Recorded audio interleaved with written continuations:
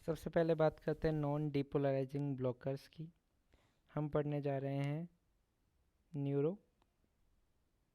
Muscular blockers. तो non depolarizing blockers के अंदर आते हैं एट्राक्यूरियम, वैक्यूरोनियम, रोक्यूरोनियम, पेनक्यूरोनियम एंड ट्यूबोक्यूराइन।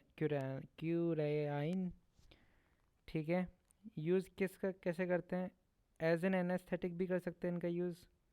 इसके अलावा to relax muscle before surgery. ठीक है, एट्राक्यूरियम की बात करते हैं तो it can induce histamine release which can cause bronchoconstriction. ये इतना इम्पोर्टेंट नहीं है, इसके अंदर इम्पोर्टेंट है ये कि इसका एक टॉक्सिक मेटाबोलाइट होता है जिसका नाम है ये लाउडानोसिन, जो कि दिमाग ख़राब कर देता है। तो ये हो गया न्यूरोटॉक्सिक। न्यूरोमस्कुलर ब्लॉकर है, इसका रिवर्सल एजेंट होता है नियोस्टिग्मिन।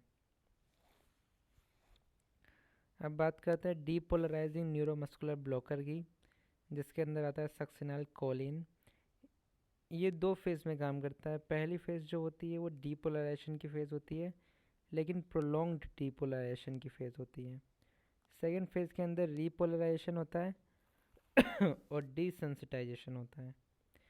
इसके इंडिकेशन है इमरजेंसी सेटिंग के अंदर, लाइक फॉर ब्रीदिंग ट्यूब और शॉर्ट सर्जिकल प्रोसीजर। इसका ऑनसेट 1 मिनट से पहले ही देखने को मिल जाता है and it last less than 10 minute. Succinylcholine is broken down by स्यूडोकोलिन esterase.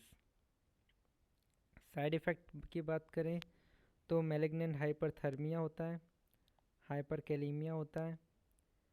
इसके अलावा हाँ, कुछ लोगों में क्या है, सूडोकोलिन एस्टरेज एंजाइम जो होता है वो एबनॉर्मल होता है।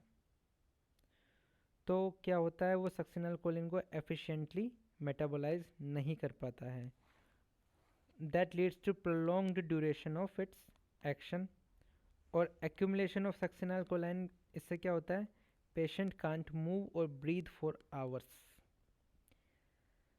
इन patient heterozygous for the atypical pseudocolinesterase, the duration of action is prolonged modestly for 2 to 20 minutes, whereas in homozygous mutation it may be prolonged up to 4 to 8 hours.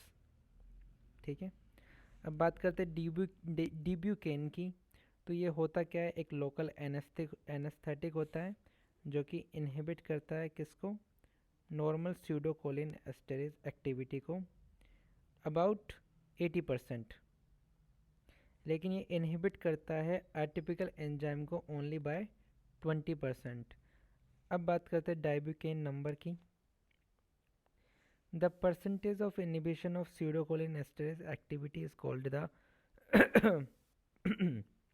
डाइब्यूकेन number. Therefore a patient with normal pseudocolinesterase has a Daibican number of 80 and patient with homozygous abnormal pseudocolinesterase will have a Daibican number of 20. So this is all about the neuromuscular blockers.